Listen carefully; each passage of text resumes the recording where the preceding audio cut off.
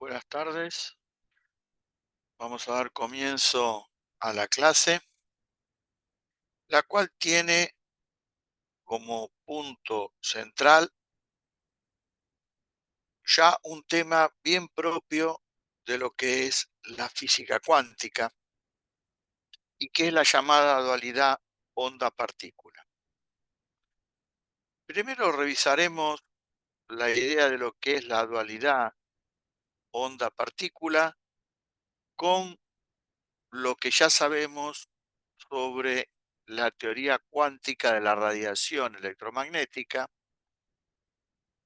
en la cual tuvimos que usar el modelo de fotón para explicar ciertos procesos.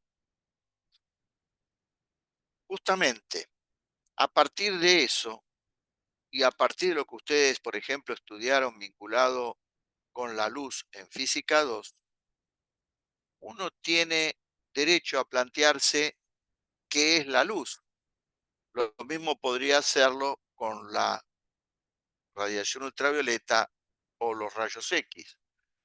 ¿Por qué? Y porque, por ejemplo, por lo que les enseñan en física 2, la luz es una onda, y por la necesidad que tuvo la física de explicar el efecto fotoeléctrico primero y luego otros efectos que, si bien no tienen lugar en la zona del visible, tienen lugar en la zona de los rayos X, hicieron que los rayos X también pasaran por el cambio de modelo. Primero era onda electromagnética, y para explicar el efecto Compton y la producción de un par, terminan siendo fotones.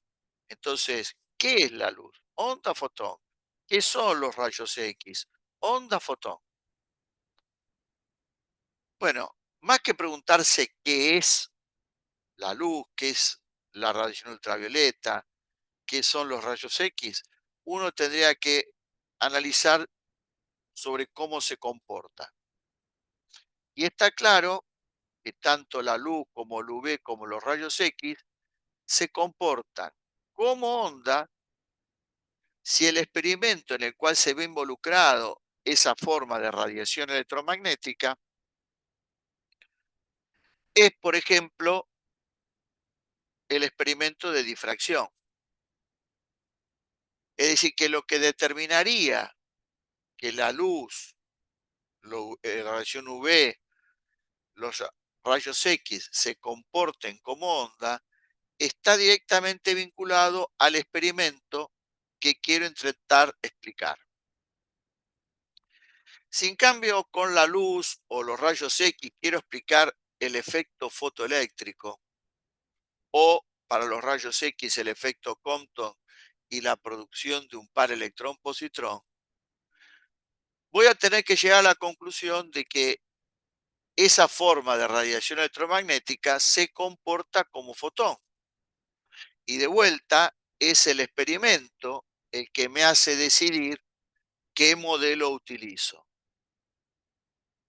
Para ciertos experimentos, como la difracción, uso el modelo de onda. Para otros experimentos, como el efecto fotoeléctrico, Compton o producción de pares, uso el modelo de fotón.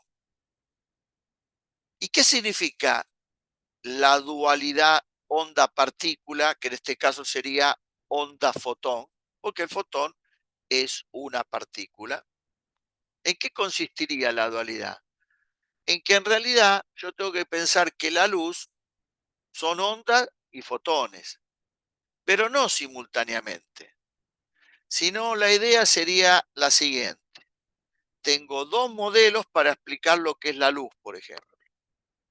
Si yo quiero explicar algo que tenga que ver con el fenómeno de la difracción, tengo que imaginar que el modelo de onda viene al primer plano y el modelo de fotón se va hacia atrás y queda como desenfocado en el fondo.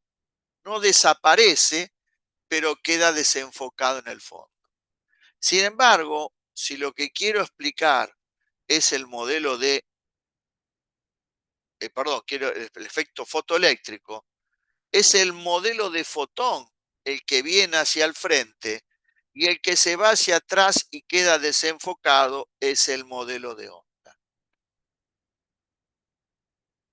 Esto sugiere, si uno lo analiza con un poquito más detalle, que estos dos modelos son complementarios y no que uno destruye al otro, porque la idea de la dualidad me sugiere de alguna manera una coexistencia de los dos modelos y esta imagen de usar uno u otro en función de lo que tenga que explicar. ¿Qué significa que sean complementarios, pero no ya en un ejemplo cotidiano, sino en un ejemplo contundente de la física? ¿Qué es o qué significa que sean complementarios? En algún sentido, uno tiene que ver que la idea es más profunda de lo que aparenta y en algún sentido hasta puede ser un poco confusa, porque en ambos modelos hablo de lambda, de f y de c, y en ambos modelos hablo de que lambda es c sobre f. En ambos modelos hablo de la energía que transporta la radiación, de la cantidad de movimiento y de que E es P por C. Es decir, si yo pienso en las magnitudes que uso para describir la radiación electromagnética, son las mismas en el modelo de fotón que en el modelo de onda, por lo menos con las que usualmente uno trabaja.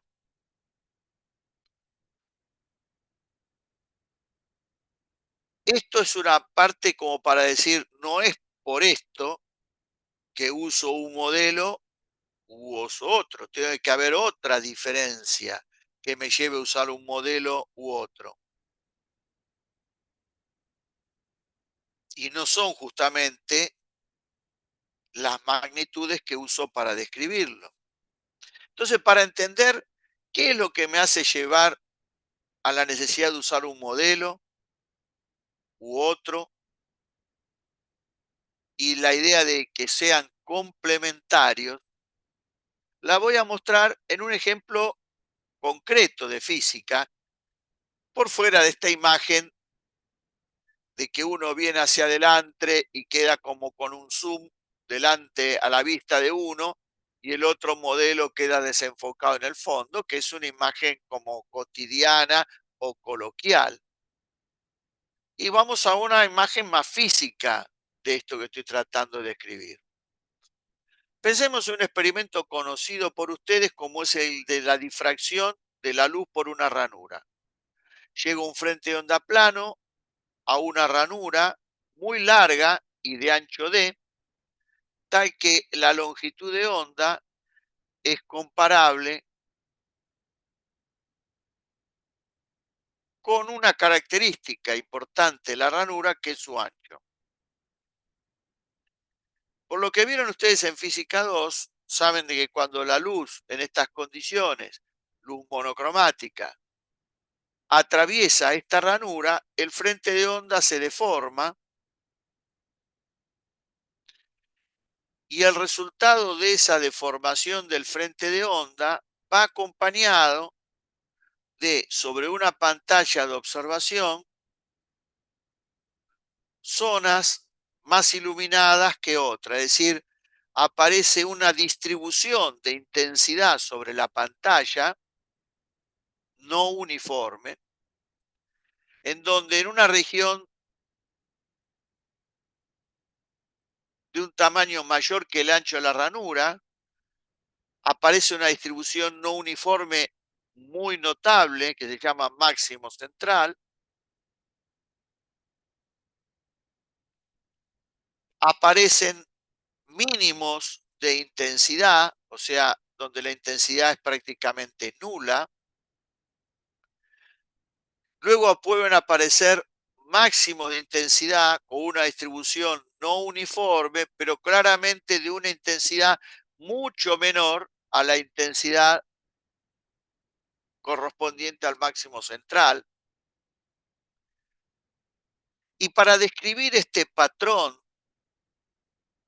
llamado patrón de difracción, ustedes habrán construido una imagen en donde imaginan ondas armónicas representadas por sinusoides que llegan a distintos puntos de la pantalla, provenientes de los distintos puntos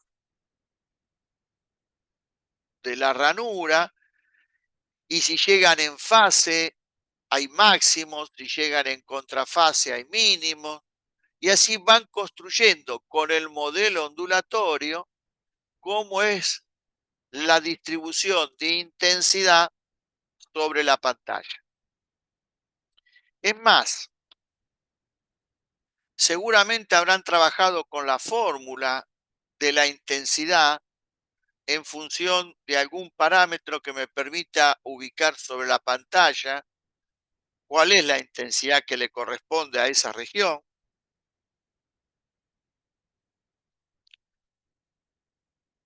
Y si demostraron esa fórmula, también habrán usado como recurso todo lo que tiene que ver con el modelo ondulatorio. Hasta acá está claro que todo lo que estamos explicando alrededor de este experimento, que seguramente lo habrán estudiado con detalle en Física 2, corresponde a lo que uno llama difracción por una ranura, y todo se explica con con el modelo ondulatorio. Sin embargo, uno podría haberles propuesto, quizás lo hicieron, no lo sé, lo siguiente. Con un fotómetro, el fotómetro mide la intensidad de la luz, midan cuál es la intensidad en los distintos puntos de la pantalla y comparen esos valores con los que surgirían de todo el modelo teórico que explica cuál es la distribución de intensidad. Es como para comprobar el modelo teórico basado, repito, en el modelo ondulatorio. Si yo quiero saber cuál es la intensidad acá, acá tengo que colocar el fotómetro. Quiero saber cuál es la intensidad acá, acá tengo que colocar el fotómetro. En cualquier punto de la pantalla donde yo coloque el fotómetro, voy a tener una idea de cuál es la intensidad de la radiación electromagnética que llega a ese lugar de la pantalla. Ahora, si uno piensa en cómo funciona cualquier fotómetro, sea analógico o digital, voy a terminar llegando a la conclusión que la explicación de cuál es su funcionamiento está directamente vinculada al efecto fotoeléctrico. Y eso nos traería a la siguiente situación. Mientras me dedico a explicar la aparición de los máximos, mínimos y cuál es la justificación de la fórmula de la intensidad que comenté, vengo usando el modelo de onda. Ahora, en el momento que yo coloco en este lugar de la pantalla el fotómetro, en vez de pensar que a este lugar llegan ondas, tengo que pensar que llegan fotones. ¿Y qué es lo que hace que por el solo hecho de colocar el fotómetro, ahora esté obligado a cambiar de modelo? Obviamente, no es que la luz se da cuenta de que alguien colocó en la pantalla un fotómetro y entonces la fuente de luz dice, en vez de emitir ondas, ahora emito fotones. Empezó emitiendo luz y siguió emitiendo luz. Lo que está cambiando es el modelo que utilizo. ¿Qué muestra esto? Que si yo quiero hacer una explicación completa de este experimento, voy a estar obligado a usar los dos modelos. En una parte del experimento uso el modelo de onda y para otra parte muy particular, como la acabo de comentar, el modelo de fotón. Eso es lo que yo decía en primer plano. tengo al modelo de onda y el de fotón no desapareció, sino lo veo en el fondo y fuera de foco. Para explicar lo que pasa con el fotómetro, viene hacia adelante el modelo de fotón y va hacia el fondo el modelo de onda. En este sentido es que yo necesito los dos modelos y por eso el concepto dual onda-fotón, onda-partícula. ¿Y en qué sentido son complementarios? En el sentido de que si yo quiero explicar todos los detalles que rodean a este experimento, para ciertos detalles voy a usar un modelo y para otros detalles voy a usar otro modelo, que es el de fotón. Por eso necesito los dos. Y en ese sentido son complementarios. Este, por supuesto, no es el único experimento en donde se puede observar esto. En un experimento arbitrario, ¿cómo podría darme cuenta qué modelo usar y el sentido de complementariedad que estoy introduciendo? Teniendo en cuenta esto, si los efectos que produce la radiación electromagnética en su interacción con la materia están distribuidos, el modelo que voy a usar es el de onda. Por ejemplo, si yo quiero explicar el hecho de que la distribución de intensidad en la pantalla de observación no es uniforme y que la región en donde detecto máximos y mínimos cubre una región mucho más grande que el propio ancho de la ranura. Claramente el efecto quedó distribuido sobre una región mayor que el ancho de la ranura y por lo tanto esos efectos están distribuidos sobre la pantalla. Para eso voy a usar el modelo de onda, porque los efectos están distribuidos. En cambio, si me preocupo por analizar en este experimento el hecho puntual que tiene que ver con la detección de la intensidad en un punto muy pequeño de la pantalla, los efectos en vez de estar distribuidos, están localizados. Y esta es la clave para establecer que el modelo que tengo que usar para explicar lo que es la radiación electromagnética es el modelo de fotón. Si los efectos que produce la radiación electromagnética en su interacción con la materia están localizados, uso el modelo de fotón. Si yo quiero explicar lo que pasa acá, justo en ese punto, voy a terminar explicándolo con la medición que hago con el fotómetro y a partir del efecto fotoeléctrico que tiene lugar dentro del instrumento. Y eso me lleva al modelo de fotón. Efecto localizado, modelo de fotón. Efecto distribuido, modelo de onda. En la década del 20 termina apareciendo un noble francés, Louis Victor de Broglie, que para obtener el grado de doctor presenta un trabajo de tesis basado en una hipótesis absolutamente extraña para la época, estamos hablando del aproximadamente 1924, y además de extraña, completamente disruptiva, como se suele decir en la actualidad. ¿Qué hipótesis extraña y disruptiva presenta Louis Victor de Broglie? Y la idea sería ese esquema que acabo de analizar. No es solamente privilegio de la radiación electromagnética. Es decir, la radiación electromagnética no solamente tiene el privilegio de tener un comportamiento dual. También la materia con masa m distinto de cero puede tener un comportamiento dual. Y entonces deberíamos poder trasladar el esquema anterior a esta región en donde nos preguntaríamos si la materia con masa m distinto de cero se puede comportar como partícula o se puede comportar como onda. Y que al igual que antes, uno tenga que pensar en la dualidad de esa idea y que esos modelos son complementarios, todo igual que antes, y que lo que decidiría qué modelo uso fuera el experimento que está en juego.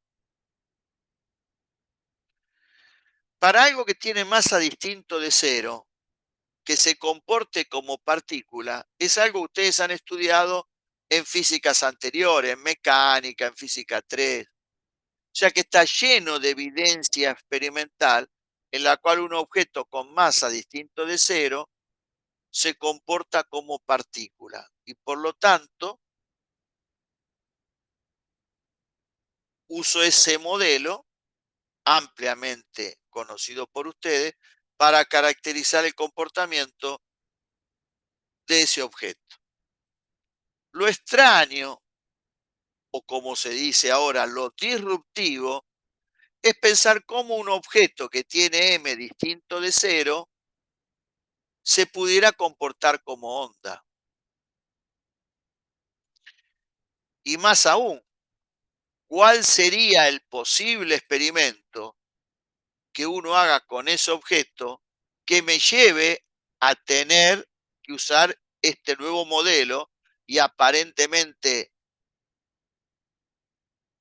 completamente diferente para algo que tiene una masa distinta de cero?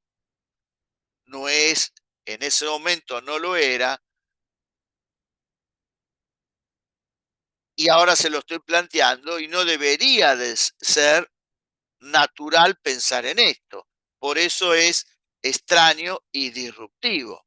Más en la época que esta hipótesis fue lanzada hacia la comunidad científica. Esta idea de la dualidad onda-partícula para la masa, los cuerpos que tienen masa distinto de cero,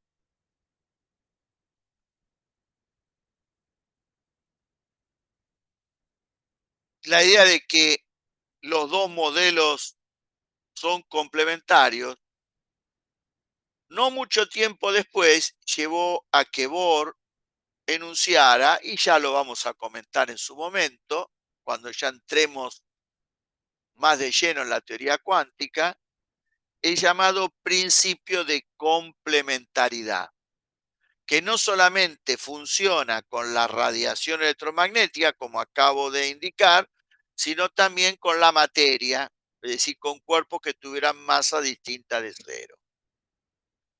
Antes de entrar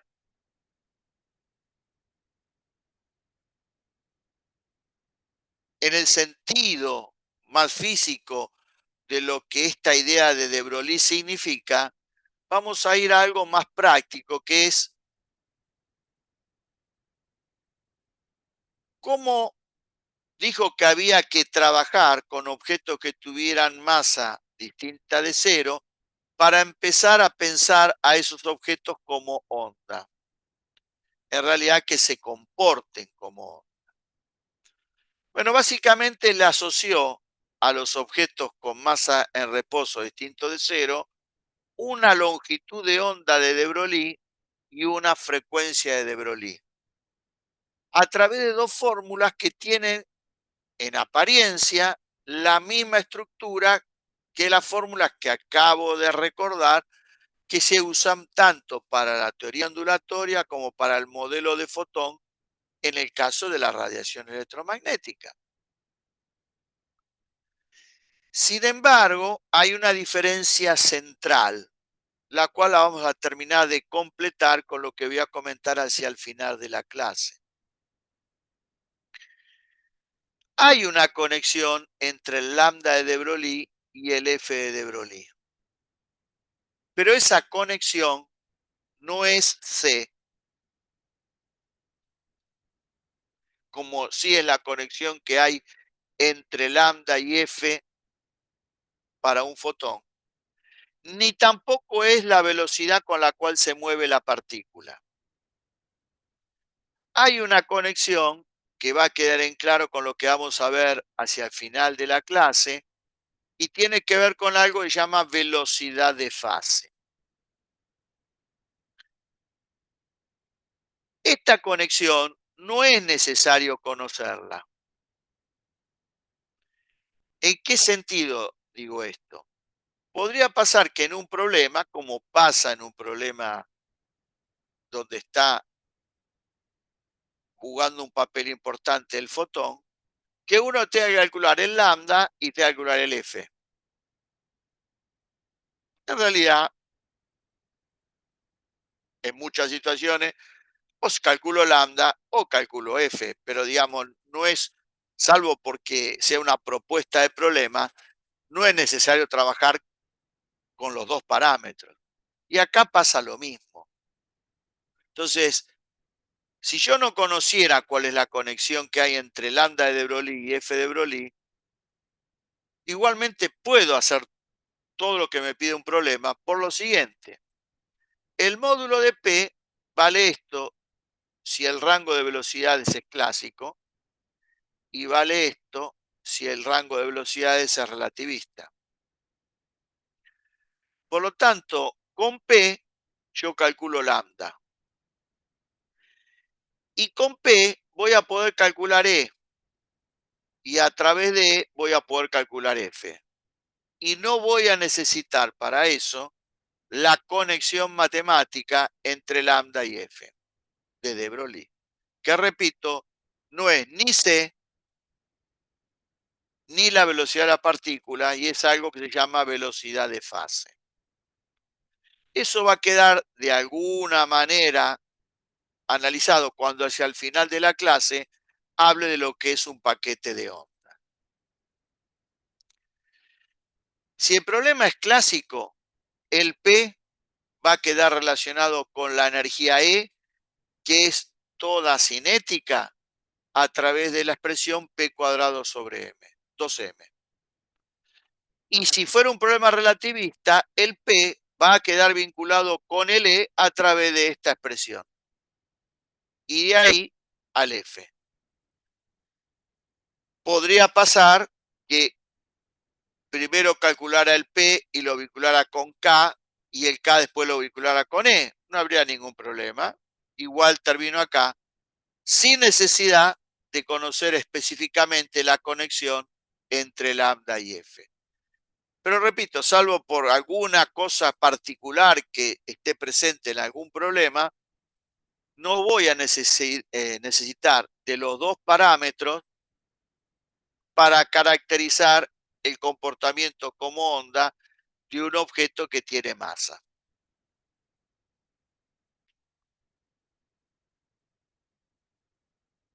¿A qué objeto que tengo masa le puedo calcular el lambda de Broglie? Bueno, según el libro y a través del ejemplo 45, sugiere que uno le pueda calcular el lambda de Broglie a cualquier objeto.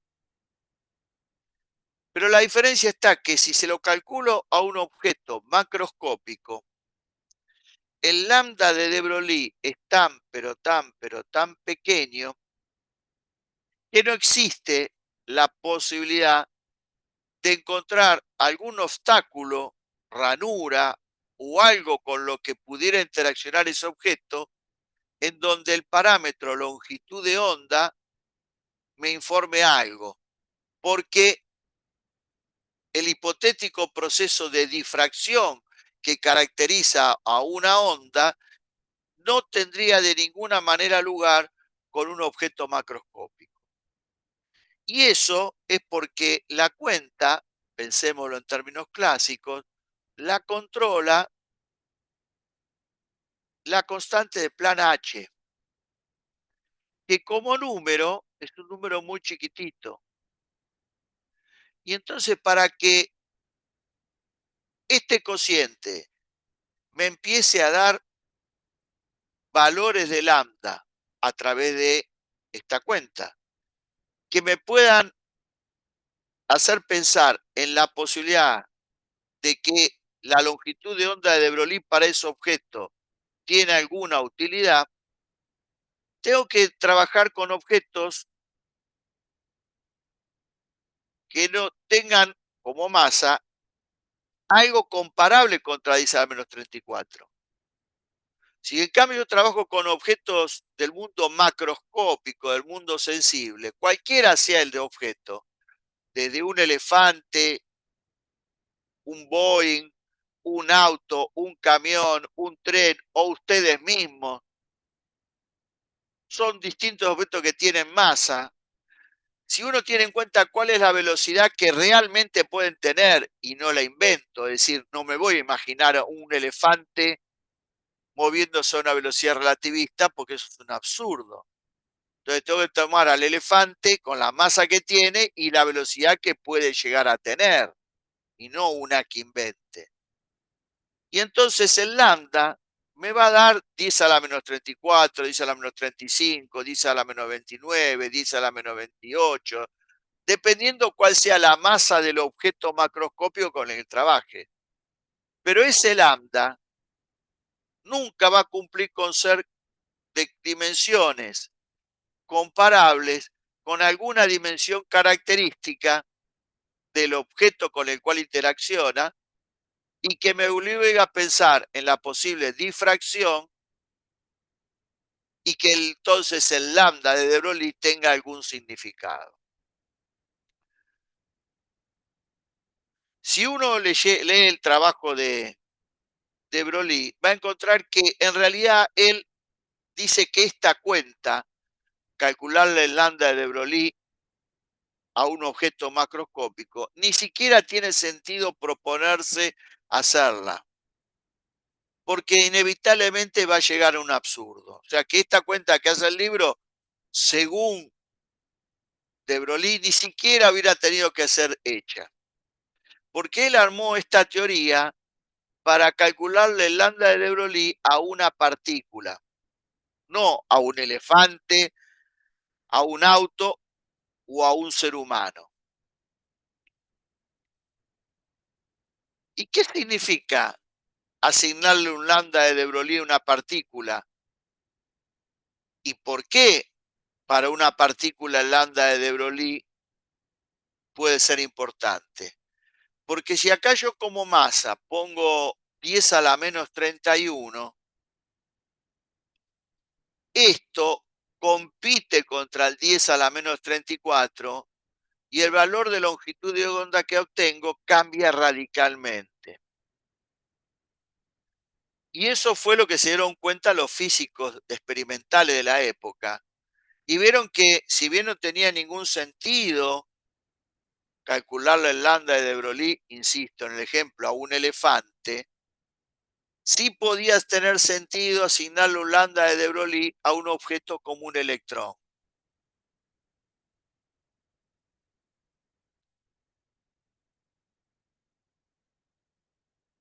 Ahora, ¿qué representa ese lambda de Broglie que le asigno a una partícula como un electrón? Bueno, es algo que me lo voy a tener que vincular co- con algún experimento en el cual para entender el experimento tenga que hacer uso de la idea de que esa partícula se comporta como onda y tengo que usar el lambda de De Broglie. Pero de ninguna manera la imagen es la de pensar de que si ahora le asocio a un electrón el comportamiento de onda y lo caracterizo con una longitud de onda, es porque el electrón tiene forma de sinusoide. No es un problema ni de forma ni de tamaño. Y es tan ridículo asignarle la forma de sinusoide a un electrón como asignarle una forma esférica, porque en realidad nadie ve un electrón. Lo que está en juego acá no es la forma ni el tamaño, sino algo más difícil de digerir, que es el comportamiento. Y a eso tenemos que apuntar y dirigir nuestro análisis. ¿Cómo es que en algún contexto experimental un electrón se termine comportando como una onda?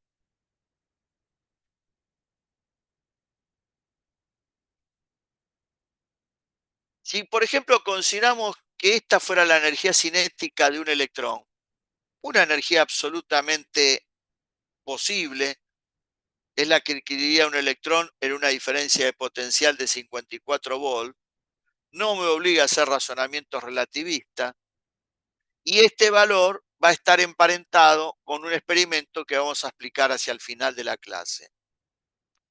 El lambda de Broglie que le correspondería se calcularía así, a partir de que P lo obtendría de acá como la raíz cuadrada de 2m por K. Todas expresiones clásicas. Y esto me da el valor 1,67 amps. A partir de que los físicos experimentales se dieron cuenta que un objeto como el electrón puede tener una etiqueta lambda de Broglie del orden del Armstrong, entendieron la trascendencia de la hipótesis de Broglie e inmediatamente razonaron de esta forma. Los rayos X tienen una longitud de onda del orden del Armstrong y desde 1909 se pudieron hacer experimentos de difracción de rayos X. Si los rayos X con longitud de onda del orden del Armstrong pudieron ser difractados, electrones que tuvieran una longitud de onda de Broglie del orden de un Armstrong igual al orden de magnitud de la longitud de onda de los rayos X, también deberían poder ser difractados. Y así como existe la difracción de rayos X, en el mismo esquema experimental debería poderse hacer la difracción de electrones. Y así nacieron los experimentos de difracción de partículas, con los cuales quedó claro de que el electrón se comportaba como onda.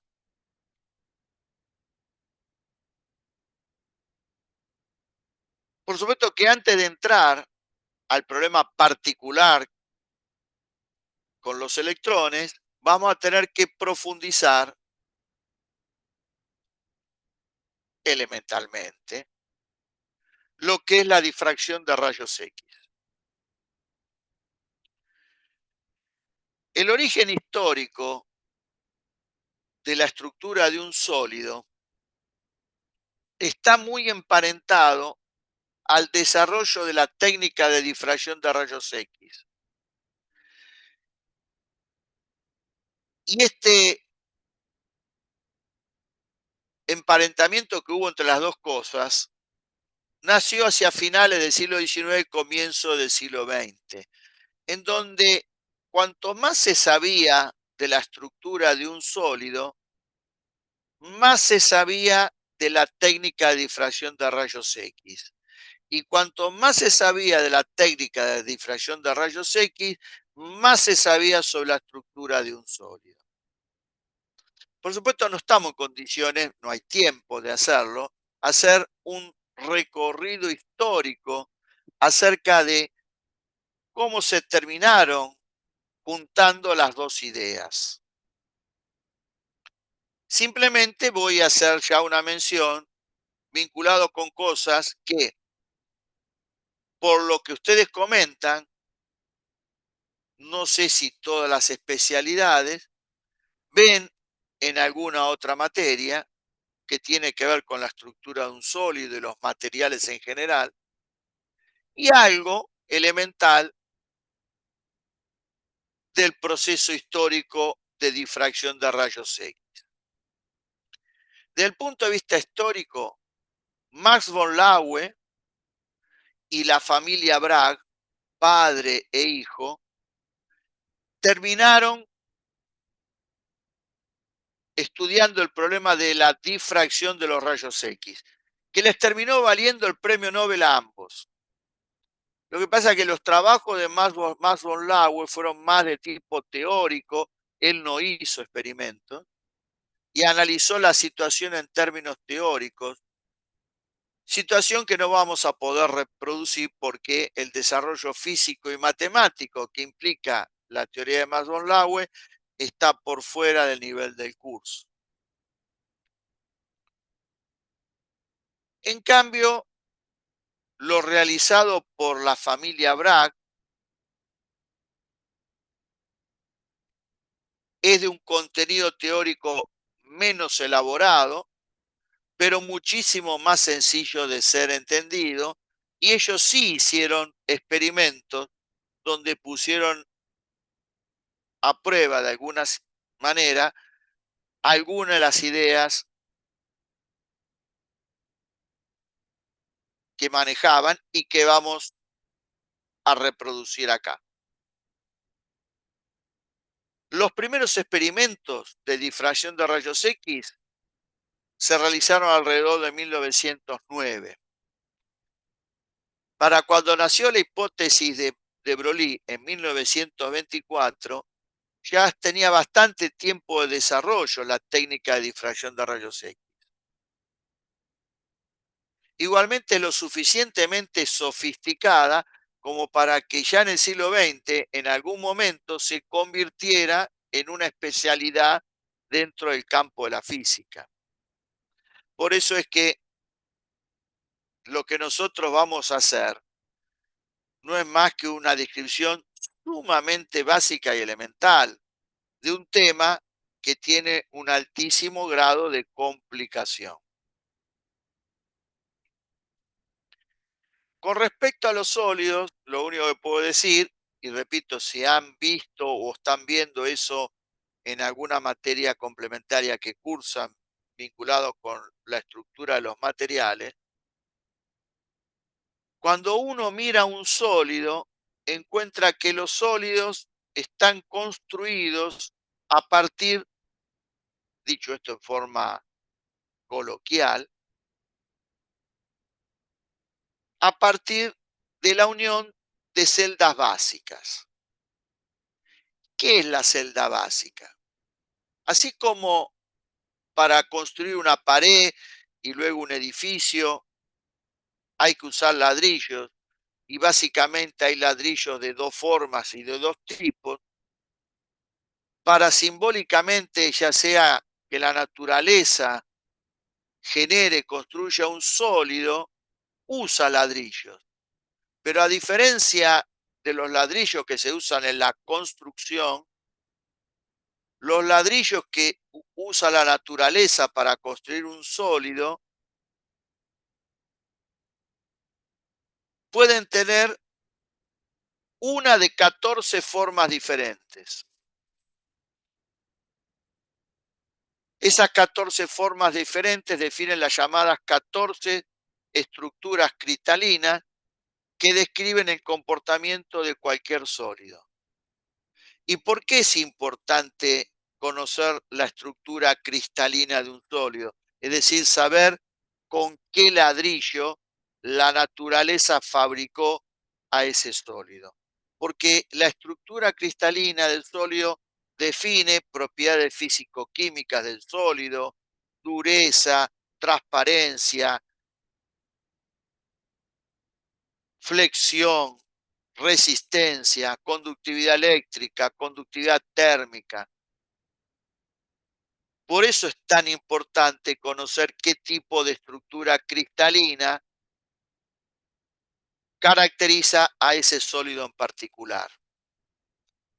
Esas 14 formas diferentes, cada una tiene una estructura, responde a una geometría, tiene un altísimo grado de simetría, con características muy puntuales y particulares, y obviamente le corresponde un nombre que la identifica. Esas 14 estructuras cristalinas se pueden representar de esta manera. Hay 6 que se consideran básicas y 8 que se las puede pensar como variantes de estas 6. Y esto termina dando las 14 estructuras cristalinas que pueden darle lugar a un sólido en particular. La más conocida, la más difundida, la más sencilla de representar es la llamada estructura cúbica, la cual queda incorporada dentro de las 6 básicas que hablé antes. Una estructura cúbica se forma, la celda básica de la estructura cúbica se forma a partir de que átomos, iones o moléculas, dependiendo de qué tipo de sólido esté analizando, un metal, una sal o un mineral, repito, esos átomos, iones o moléculas se terminan enlazando para quedar dispuestos en los vértices de un cubo. Luego esa celda se une con otra, con otra, con otra, con otra, y cuando hay millones de estas celdas enlazadas, quizás tengo un grano de sal en mi mano.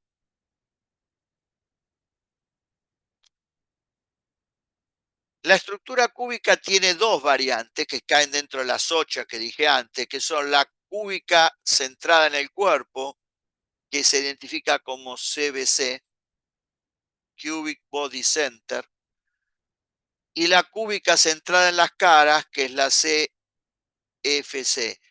Cubic Face Center. En la centrada en el cuerpo, además de los vértices, átomo, ion o molécula, lo que se haya enlazado, hay uno donde se cortan las diagonales del cubo. Y en el otro caso es donde se cortan las diagonales de los cuadrados, que son las caras del cubo.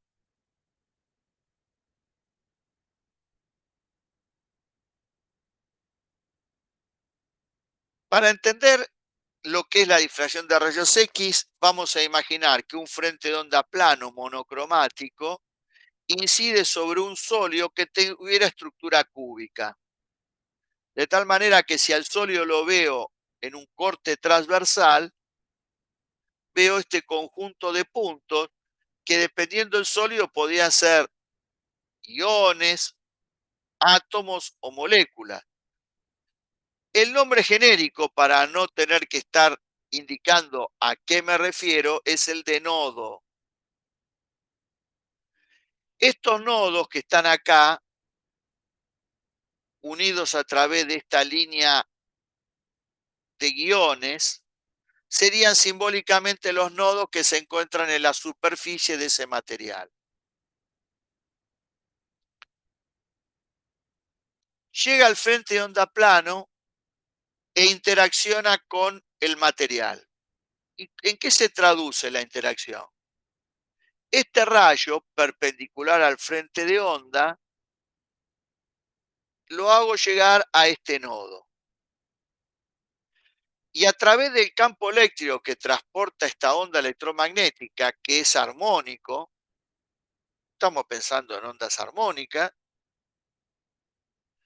hace vibrar a los electrones que forman parte de la estructura, que forman parte de esto que estoy llamando el nodo. Los electrones vibran y reemiten ondas electromagnéticas de la misma frecuencia, longitud de onda que la incidente, tal cual varias veces comentamos haciendo uso del modelo de la radiación de Maxwell.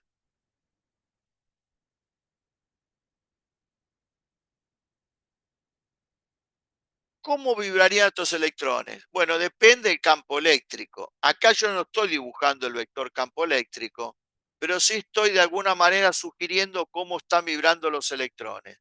En este caso, imagino que los electrones están vibrando en un plano perpendicular al plano del dibujo y generan lo que acá está representado por ondas circulares en el plano. Como dice acá, no es en realidad lo que remite los electrones de ese nodo vibrando.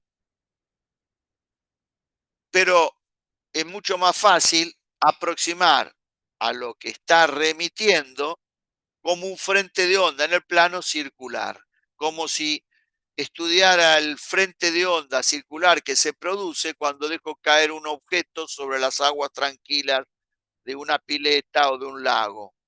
Se genera un frente de onda circular que va avanzando y va aumentando el radio de esa circunferencia. Con respecto a lo que emite un electrón vibrando, no es estrictamente así, pero lo imaginamos así para que resulte claro lo que yo quiero mostrar. Esta otra parte del frente de onda, representada por este nodo, hace lo mismo con los electrones, por este mismo rayo, perdón. Hace lo mismo cuando llega a este nodo, como expliqué antes, en realidad con los electrones que se encontrarían asociados a esta representación de un nodo. Y entonces, ¿qué se observa? Si yo me concentro en estos dos nodos, que por otra parte no son los únicos que se verían afectados por este frente de onda, me doy cuenta que en esta región se empieza a producir una superposición de las ondas generadas por la vibración de los electrones. Y esto da lugar a dos cosas. El frente de onda resultante corresponde al frente de onda de la llamada radiación X dispersada, claramente es diferente a un frente de onda plano, que es una de las primeras cosas que tiene que tener lugar para que haya difracción, como comenté acá. Y la segunda, que esta superposición va a dar lugar a máximos y mínimos de intensidad, que es la otra consecuencia directamente vinculado al fenómeno de la deformación del frente de onda y que también ustedes han estudiado con detalle en física 2. Por eso se está produciendo el fenómeno de difracción de rayos X. ¿Qué es lo que hace que todo esto ocurra como lo estoy contando? Que la distancia entre nodos y el tamaño inclusive de los nodos, representado simbólicamente por esta letra D, es comparable con la longitud de onda de los rayos X, que es decir, es del orden del Armstrong.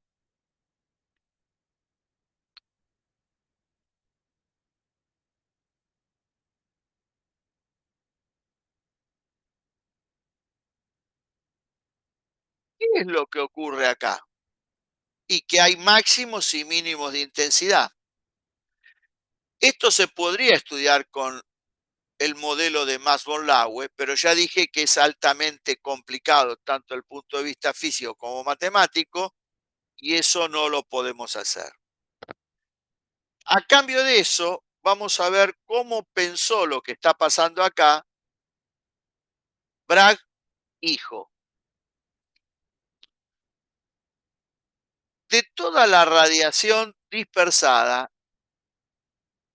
yo me voy a concentrar en este rayo que es perpendicular al frente de onda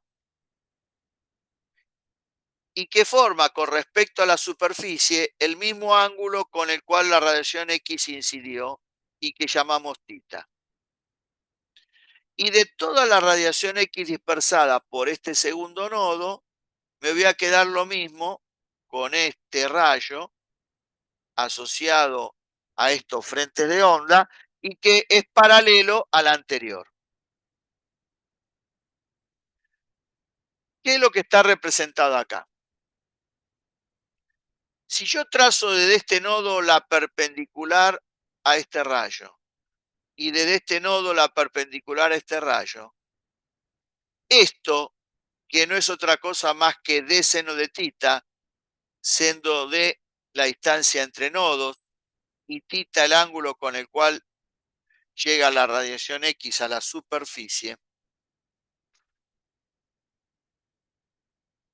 este d seno de θ y este d seno de θ marcan lo que recorre el rayo 2 de más frente a lo que recorre el rayo 1. Y constituiría lo que ustedes en óptica llamaban la diferencia de camino óptico.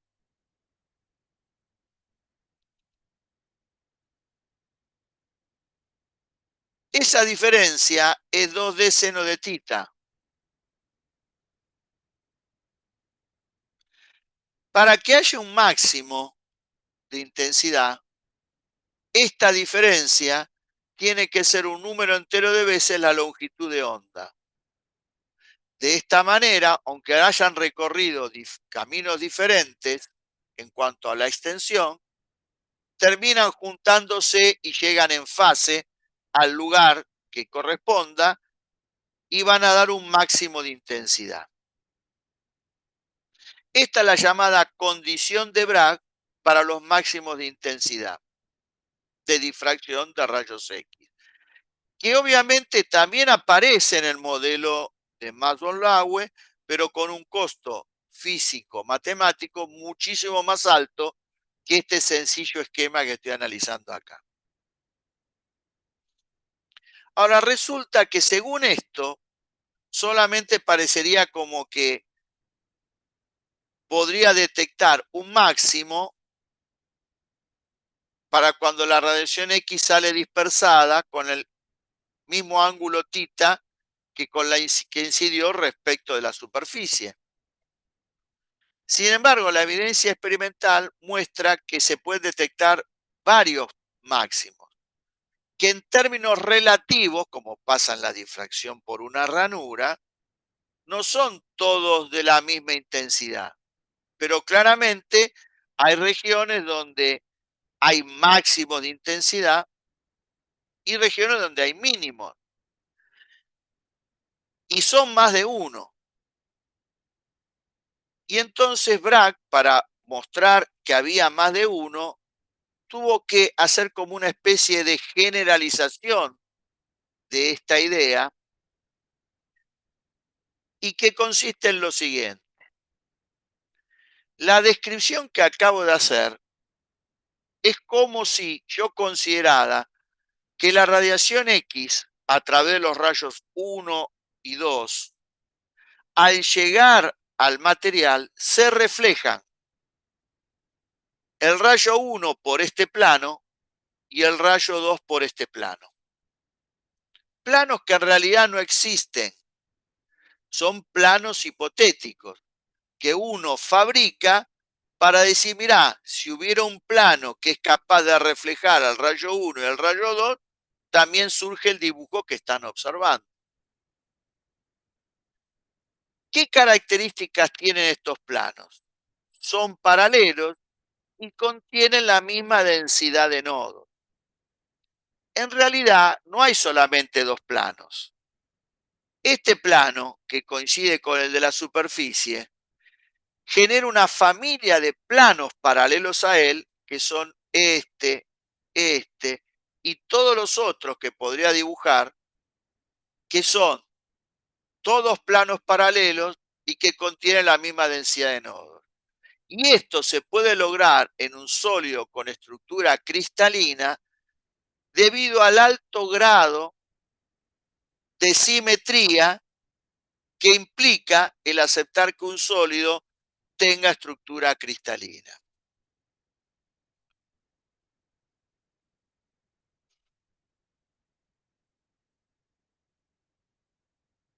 Ahora dijo Bragg, estos planos que yo me fabrico son planos hipotéticos y que me permiten ver como que el resultado de que aparezcan máximos es debido a la superposición de la radiación X reflejada en estos planos de Bragg, llamados así en honor a Bragg hijo. Uno podría fabricar otros planos hipotéticos, como cuáles, y por ejemplo como este, y este plano genera una familia de planos paralelos a él, que son estos que estoy dibujando. Otros planos, y este. Y este generaría otra familia de planos paralelos a él, que así como puedo estoy dibujando acá. Y yo podría seguir dibujando otras familias de planos paralelos entre sí, que cumplen con la característica de ser todos paralelos entre sí, todos separados a la misma distancia y todos tener la misma densidad de nodos. Cuando la estructura es cúbica, la densidad de nodos de esta familia de planos, la densidad de nodos de esta familia de planos, la densidad de nodos de cualquier familia de planos que busque es básicamente la misma, por la particularidad que tiene la estructura cúbica. En otro tipo de estructura es más complicado esto y no todas las familias de planos que uno puede dibujar contienen la misma densidad de nodos. Pero dentro de un sólido con estructura cristalina uno puede imaginar la existencia de muchos de estos planos que reciben el nombre genérico de planos de Bragg. Y si ustedes vieron esa materia que dije que tiene que ver con la estructura de los materiales, podrán relacionarlo con lo que seguramente le habrán enseñado en esa materia, que es la manera de codificar esos planos a través de los llamados índices de Miller.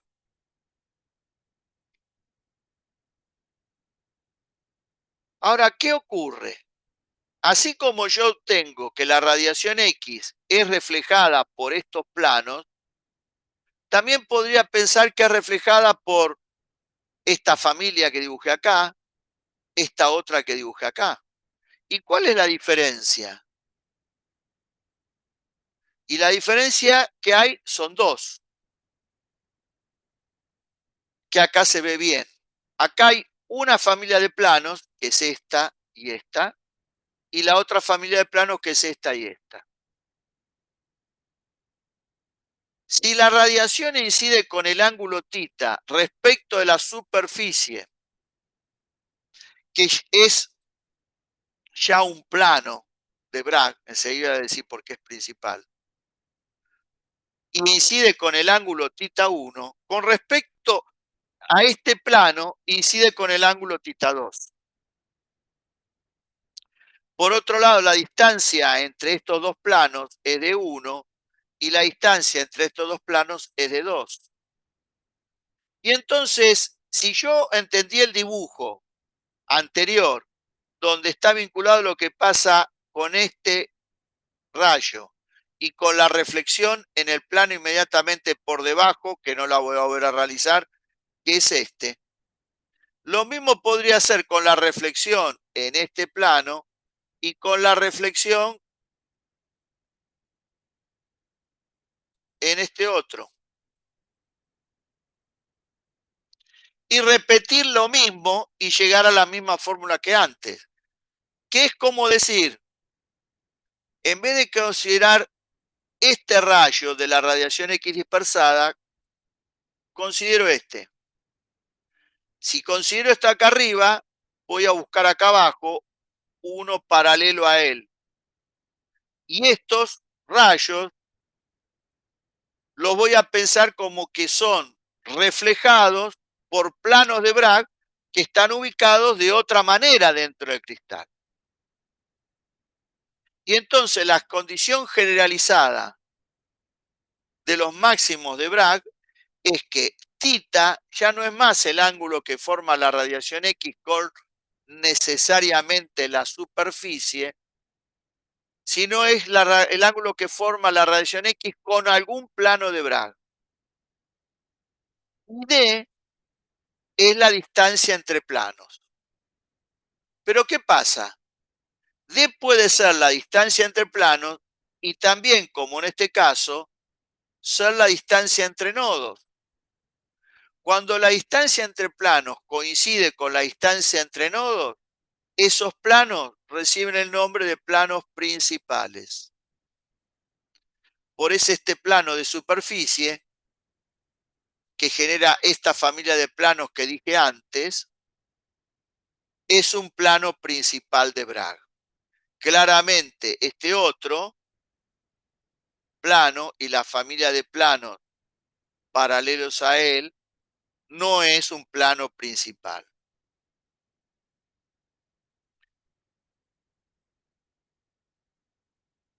En general, para estudiar el fenómeno de la reflexión de los rayos X en estos planos, para eso me sirven imaginar la existencia de estos planos hipotéticos,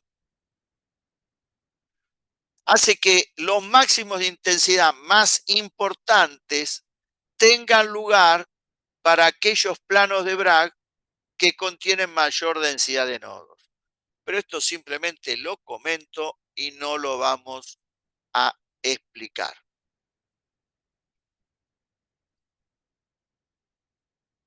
Hubo varios experimentos de difracción de partículas, pero el primero fue el experimento de Davison y Germer, el cual yo voy a comentar en líneas generales ahora, y que algunas de las cuentas que involucra este experimento forman parte del problema 43 del final del capítulo del libro, que es el capítulo 40.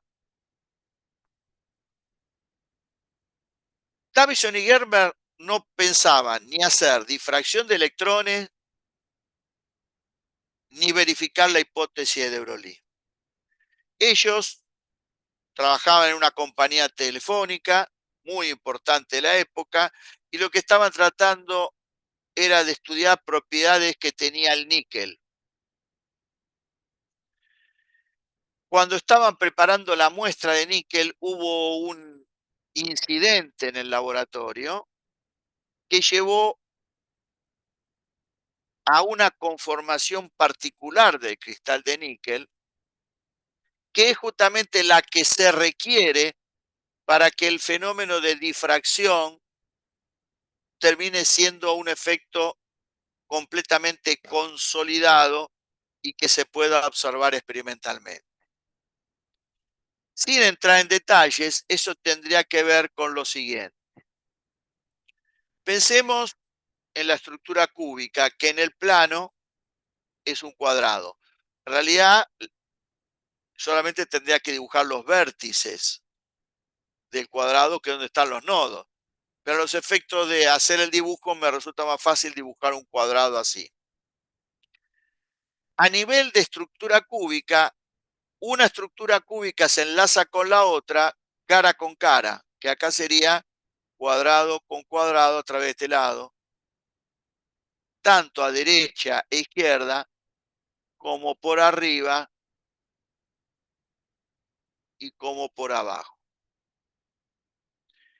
Si el cristal crece, así se dice, a partir de la unión de la estructura cúbica de esta manera tan particular, se dice que lo que se tiene es un monocristal.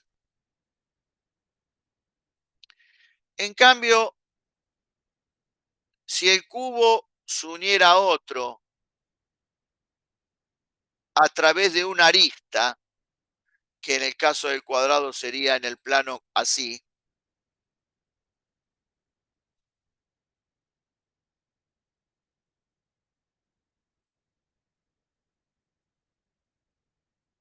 lo que se terminaría obteniendo no es un monocristal, sino es un policristal.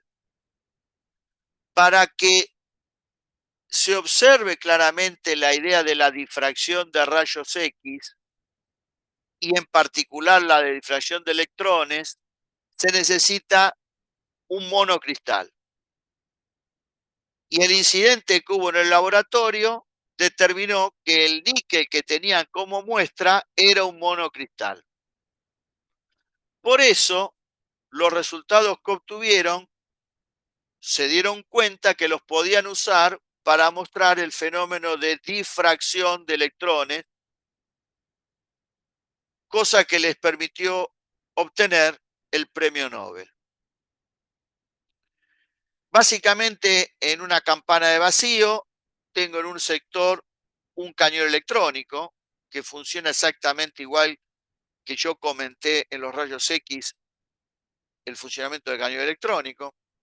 Con esta diferencia de potencial se controla la energía cinética de los electrones que dispara el cañón electrónico, los que son emitidos por efecto termoiónico, como ya oportunamente comentamos.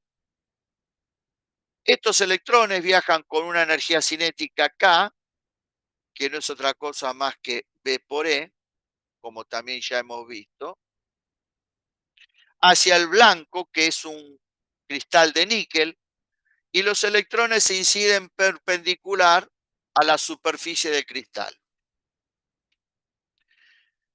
Para las energías cinéticas con las que trabajaban, estos electrones no atravesaban el cristal de níquel, y había evidencia experimental de esto, y salían dispersados un ángulo phi, y eran detectados por este detector, valga la redundancia, que contaba la cantidad de electrones dispersados. Ellos juntaron una cantidad de información experimental enorme a partir de las siguientes dos situaciones. Dejaban fija la energía cinética y modificaban el ángulo de detección, y después dejaban fijo el ángulo de tensión y cambiaban la energía cinética. Y cruzaron toda la enorme cantidad de información experimental que obtuvieron. Y llegaron a concentrar la conclusión en la siguiente frase. Para cuando la diferencia de potencial con la que funciona el cañón electrónico es 54 volt, es decir, la energía cinética de los electrones es 54 electrón volt, que es el valor que yo usé simbólicamente para hacer esta cuenta.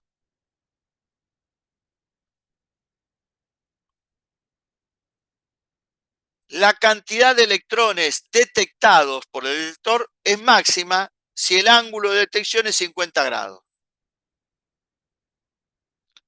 Y increíblemente, en esta conclusión está metida la gran información física de qué significa de que los electrones se comporten como onda y que estos dos modelos sean complementarios, que son los dos aspectos más interesantes de la hipótesis de De Broglie. Si antes de hacer este experimento uno hablara con un físico clásico, y por físico clásico en este caso pensara en explicar lo que pasa acá con la teoría de Newton, razonaría así. Todos los electrones disparados por el filamento, por ejemplo, ¿pueden salir a 54 electron volt? Sí, si vos querés, sí. Yo disparo una de electrones a 54 electron volt. Y todos saldrían con esa energía cinética. Todos los electrones que salen con esa energía cinética, ¿llegarían formando el mismo ángulo con la superficie? Sí. Por lo tanto, esta es la condición inicial. Al llegar al cristal de níquel, algo hacen en el cristal de níquel. Absolutamente. Bueno, diría un físico clásico, basado en la teoría de Newton. Lo que hagan en el cristal de níquel, no sé qué es. Pero lo que haga el electrón 1 es lo mismo que hace el electrón 1000. Porque en mi marco, la teoría clásico, el electrón se comporta como partícula y los efectos que produce están localizados. Y por eso, a igualdad de condiciones iniciales, todos los electrones saldrían con el mismo ángulo. Sin embargo, la evidencia experimental muestra que eso no es así. En particular, acá tienen un esquema, un diagrama polar, de la intensidad de electrones detectados para cuando la energía cinética es de 54 electron volt. ¿Y qué muestra esto? Que por un lado hay una intensidad máxima para el ángulo de 50 grados, pero que no todos los electrones salen a 50 grados. La conclusión no fue decir todos los electrones salen a 50 grados, sino que la máxima cantidad de electrones detectados es a 50 grados. ¿Qué significa esto? Que hay electrones que llegan con 54 electron volt en igualdad de condiciones iniciales sobre el níquel, algo harán cuando llegan al cristal de níquel, pero eso que hacen no es lo mismo y por lo tanto no todos salen con el mismo ángulo. De hecho, hay electrones que salen, que yo, con el ángulo de 60, con el ángulo de 30 y otros ángulos intermedios que no están indicados acá. Claramente, un físico clásico no puede explicar con la teoría de Newton lo que está pasando acá. Tampoco necesito teoría de la relatividad, porque la energía cinética que tienen los electrones en este experimento es de unos electron volt que no necesitan correcciones relativistas.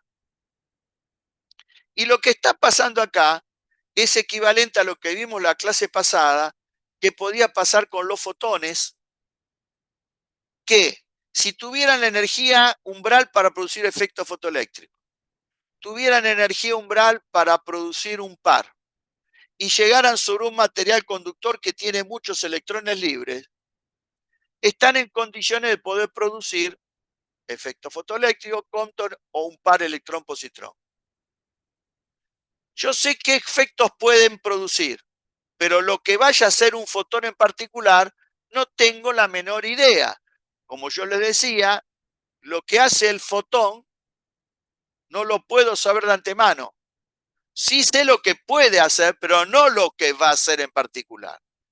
Y que eso la física, en el mejor de los casos, lo resuelve agregándole la posibilidad de calcular cuál es la probabilidad que tiene un fotón con una energía dada al llegar a un material de características dadas de producir uno u otro efecto.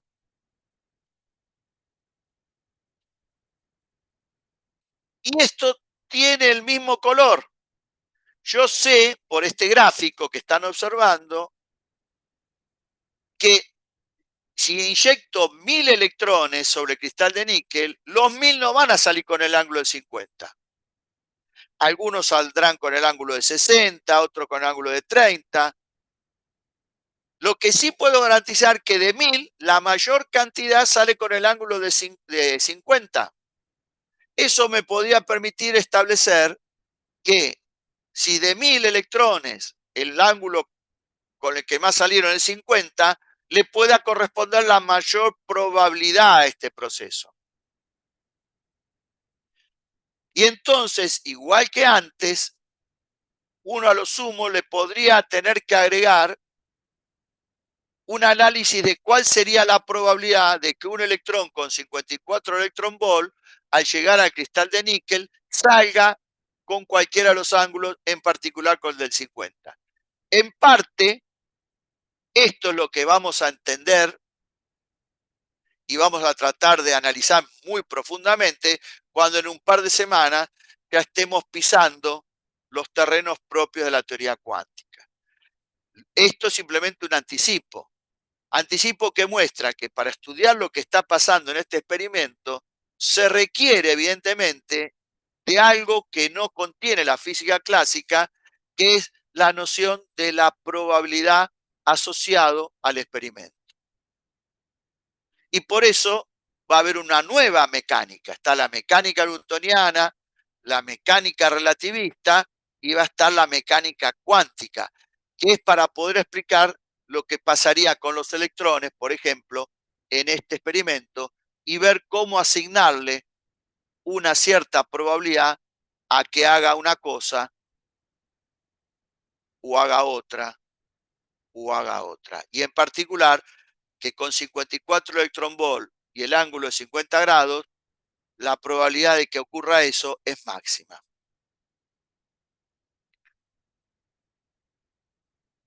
¿Por qué se comportan como onda entonces los electrones? Porque los efectos que producen los electrones con el cristal de níquel, que todavía no sabemos cuáles son, están distribuidos. El electrón no sale siempre con el mismo ángulo, puede salir con diversos ángulos. Eso es indicar que los efectos están distribuidos. Y cuando la interacción de la radiación con la materia provocaba efectos distribuidos, el modelo era de onda. Bueno, como lo que hacen los electrones con el cristal de níquel son efectos distribuidos, el modelo que voy a tener que usar para explicar esto es el modelo de onda. Por esto voy a decir que los electrones se comportan como onda, no porque tengan forma de sinusoide. se comportan como onda porque producen efectos distribuidos. Pero en el momento que yo coloco el detector acá y un electrón llega acá, en ese momento, cuando ese electrón llegó acá, no llegó a otro lugar. Por lo tanto, el efecto que produce el electrón en el detector está localizado. Y por eso los dos modelos están presentes. El hecho de que inyecté 1000 electrones y me permitió determinar con 54 electron volt todos los ángulos que están identificados acá posibles. Si yo sé cómo se distribuyeron los 1000 electrones entre todos esos ángulos, si yo le hiciera la pregunta, el electrón 1001, ¿con qué ángulo sale? Como soy un buen jugador, diría con el ángulo que tiene mayor probabilidad de ocurrir.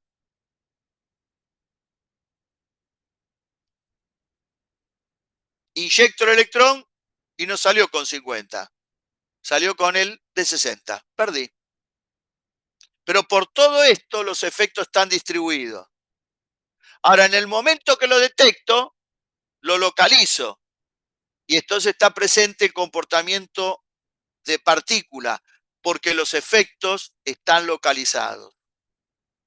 Y si quiero explicar todo el experimento como corresponde, tengo que tener en cuenta los dos modelos, y por eso los modelos son complementarios.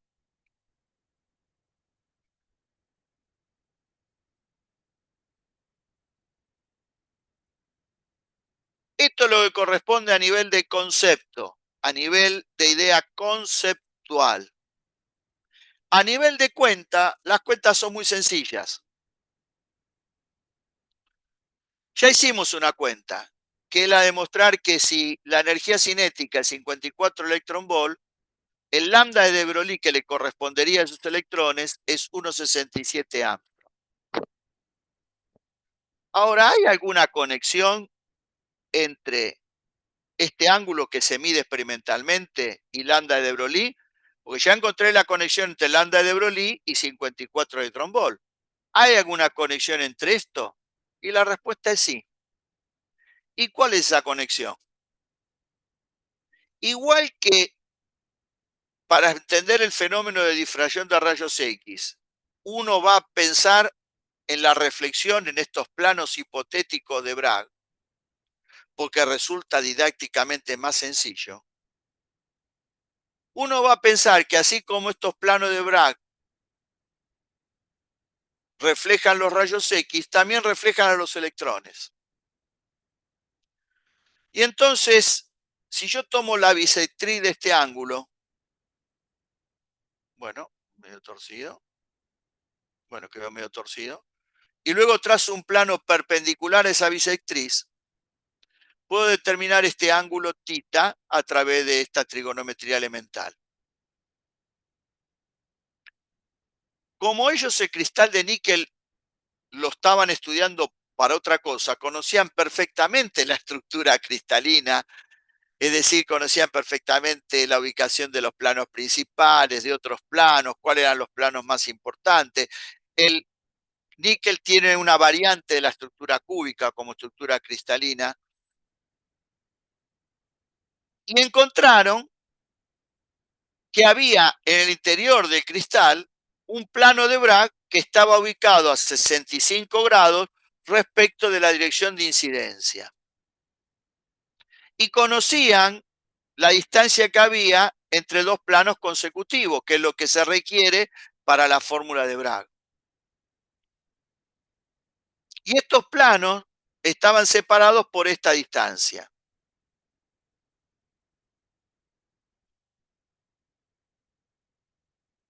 Agarraron la fórmula de Bragg y lo único que hicieron fue, en vez de decir que es n veces el lambda de los rayos X, dijeron que es n veces el lambda de de Broglie. Si uno toma n igual a 1, y ya vamos a ver por qué, y hace la cuenta 2D seno de θ, 2D seno de θ termina siendo esto, y mágicamente aparece un valor del lambda de de Broglie muy parecido a 1,67 Armstrong. ¿Esto qué lo llevó?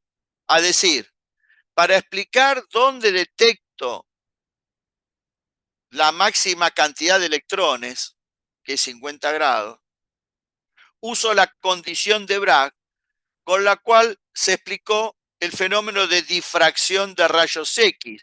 Por ende, si uso la misma fórmula que estoy usando para explicar el fenómeno de difracción de rayos X, voy a hablar de que ahora estoy en presencia de fenómeno de difracción de electrones.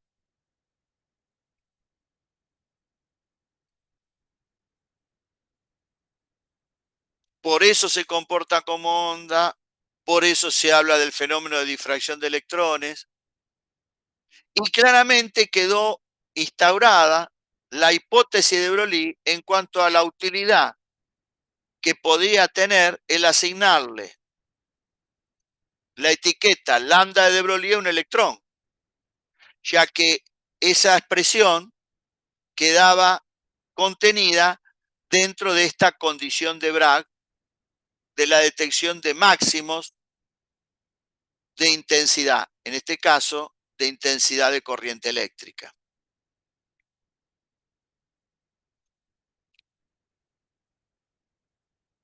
Hay varias cosas que se pueden comentar y que implican la profundización de las cuentas y de la evidencia experimental.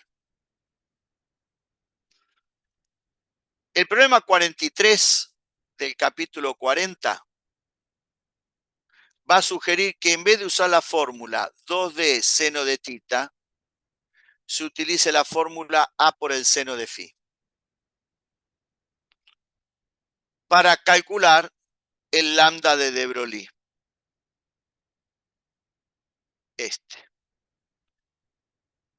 ¿Por qué yo usé la fórmula 2D seno de tita? Porque la usé en el sentido como expliqué la generalización del resultado de Bragg, que es que tita es el ángulo que forma la radiación con el plano y de la distancia entre planos.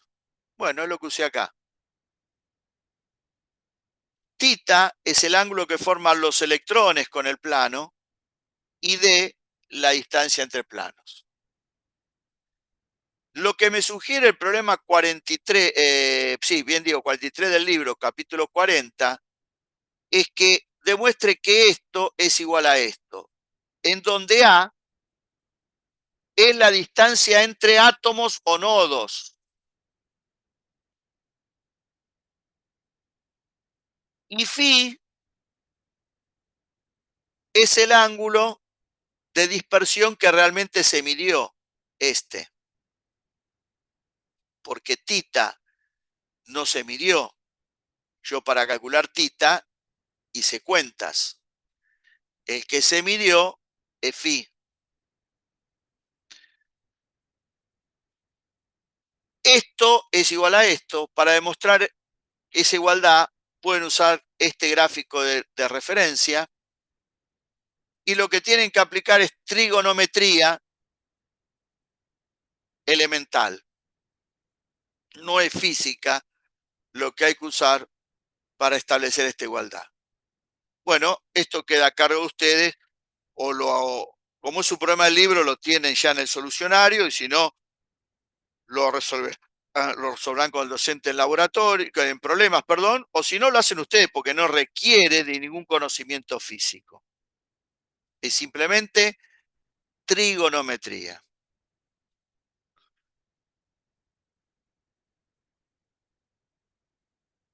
La diferencia de camino es un número entero de longitudes de onda, decía Bragg.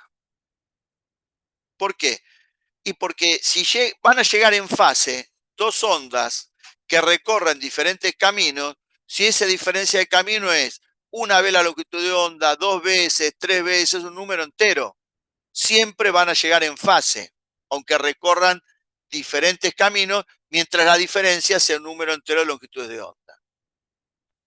¿De qué orden de magnitud es la distancia entre planos? Del orden del Armstrong. ¿Cuál es la longitud de onda de Broglie? Del orden del Armstrong. Entonces, el n es 1. No puedo ver más que un máximo de orden 1, como se dice en la jerga de la óptica. ¿Y qué implica que el n valga 1? Implica que el efecto que tiene lugar es superficial. ¿Qué significa esto? Los electrones viajan hacia el cristal de níquel y no es que ingresan y van muy profundamente dentro del material y después salen. Si fuera así, es como si en este caso los electrones, el dibujo en vez de analizar este camino y este camino, analizara este camino contra este. La diferencia de camino la podría calcular en forma equivalente, pero es mayor que antes. Y eso se correspondería con que en esta nueva diferencia de camino tienen que entrar un número entero de veces más de 1 en lambda de Broglie. Pero no ocurre eso. Y eso es porque el electrón no es que es reflejado por un plano de Bragg muy profundo, no es reflejado por los planos de Bragg que están muy cerca de la superficie. Por eso en la diferencia de camino entra una vez la longitud de onda de de Broglie. El efecto es completamente superficial. No ingresan y son reflejados desde las profundidades del material. Ahora, los planos de Bragg no existen. ¿Qué es lo que hace que los electrones salgan como si fueran reflejados en estos planos? Bueno, así como cuando expliqué la ley de Van Hoon, yo mostré que en realidad no podemos profundizar en eso, ni en lo que era el Bremsstrahlung como parte de la explicación de la ley de Van Hoon, porque había que profundizar en lo que es la interacción del electrón proyectil contra los átomos que forman parte de la estructura cristalina, en este caso del níquel, como tampoco la conocemos todavía, porque todavía no hemos hablado de modelos atómicos, faltan un par de clases para eso, lo que realmente explique lo que le va a pasar al electrón, por ahora no lo podemos hacer y tendrá que surgir de un estudio más profundo como el que estoy marcando. Eso está claro. La descripción es válida, la de la reflexión en los planos de Bragg. Ahora, lo que realmente ocurre es un poco más sofisticado, pero todavía no estamos en condiciones de poder analizarlo. Y finalmente, hubo dos lambda de Broglie. Un lambda de Broglie es el que está asociado a los 54 electron volt. ¿Y qué lambda de Broglie corresponde? Y corresponde al lambda de Broglie de los electrones que salen del cañón y viajan por el espacio vacío hasta el cristal de níquel. A esos electrones le corresponde 1,67 Armstrong. Los electrones ingresan, aunque sea muy poco profundo, al cristal y se reflejan. Pero ya la reflexión está dentro del cristal. Y la cuenta que hago con la fórmula de Bragg describe lo que pasa con los electrones que están dentro del cristal.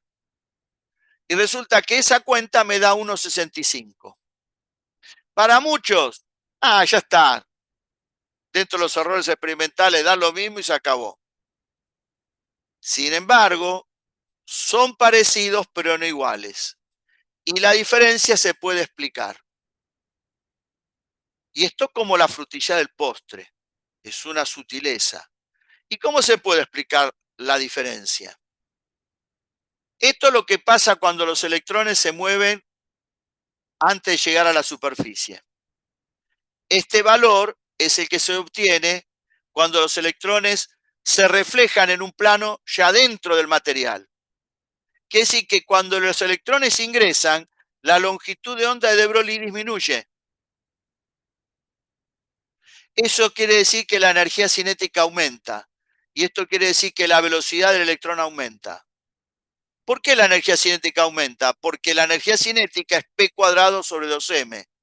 Si el P lo vinculo con el lambda prima, me da una nueva energía cinética, que es mayor a 54 electronvolt, y es esto. Y entonces, el aumento de la velocidad, el aumento de la energía cinética, la disminución de la longitud de onda de De Broglie, se debe a que el cristal de níquel agrega un potencial adicional de 1,45 volts, que aumenta la energía cinética de 54 a 55,45 electronvolt.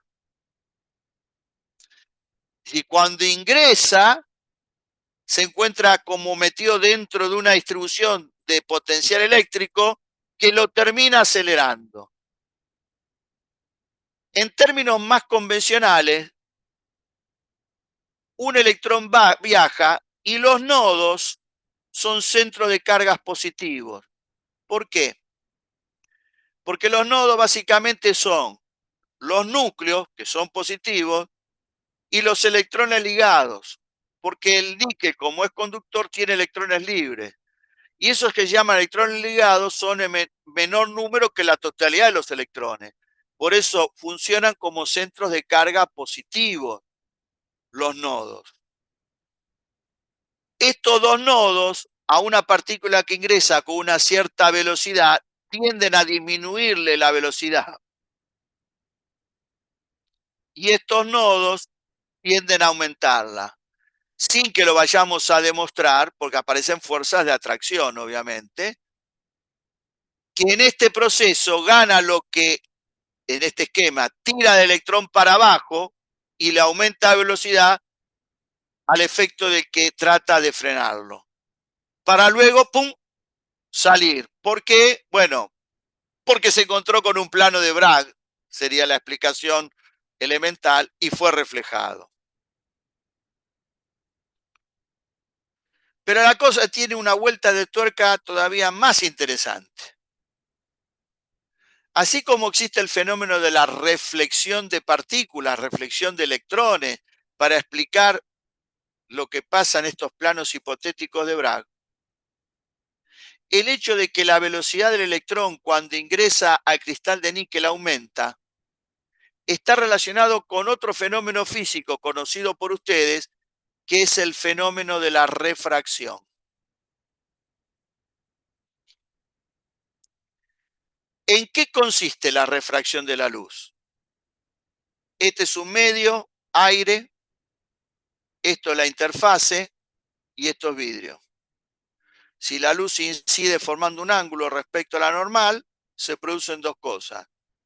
Cambia de dirección y aparece una de las leyes de Snell, y cambia la velocidad de la luz. Una cosa en el aire, otra en el vidrio, y de la relación de las velocidades en el aire y en el vidrio surge el índice de refracción del vidrio con respecto al aire, cosa que debieron haber estudiado en física 2. Si en cambio la luz incide así, normal a la interfase, acá sigue derecho y lo único que se comprueba es el cambio de velocidad. ¿Cómo llegan los electrones al cristal de níquel? Bueno, vienen del vacío y van a ingresar al níquel. La superficie del cristal funciona como interfase. Acá tiene una velocidad, acá tienen otra. ¿Cómo pasa con la luz? Pero no hay cambio de la dirección porque inciden con un ángulo de 90 grados respecto a la superficie, que es esto. Ahora, ¿qué pasa cuando los electrones salen? Hasta acá lo entiendo bárbaro. Ingresan, se encuentran con este plano de Bragg, se reflejan. Ahora, ¿cuántos salen? Salen así. Si yo trazo la normal y tengo en cuenta el fenómeno de refracción y veo que paso del níquel al vacío, el electrón no solo cambia su velocidad, sino que su camino se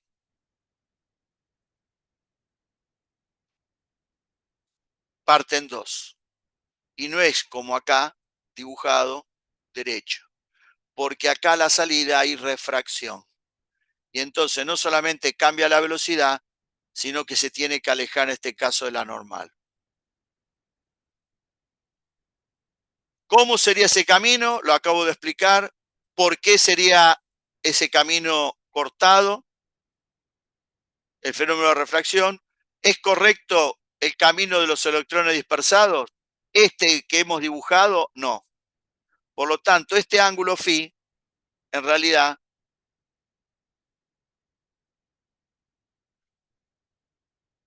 es entre estos.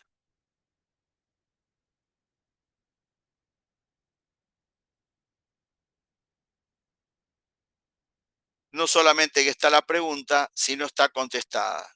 ¿Y cómo puedo entender esto de forma elemental? Cuando este electrón escapa, llega acá y al salir interacciona con este centro de carga positivo y sale así, porque lo obliga a este centro de carga positivo. Yo lo hago exagerado, obviamente, y no sigue derecho como hemos dibujado o como hasta dibuja el libro, porque el libro no tiene en cuenta el fenómeno de refracción de electrones.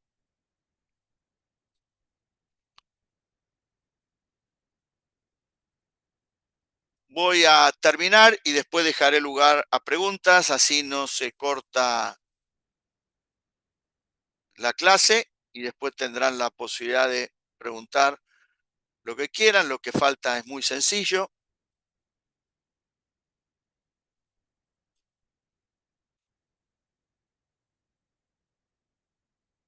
El electrón, con la hipótesis de Broglie, pasa a ser un cuerpo distinto a lo que ustedes conocían,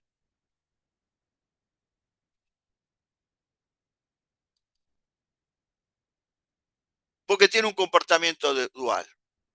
Es onda-partícula. Entonces, ¿cómo lo identifico al electrón? ¿Cómo identifico a lo que antes llamaba una partícula genérica?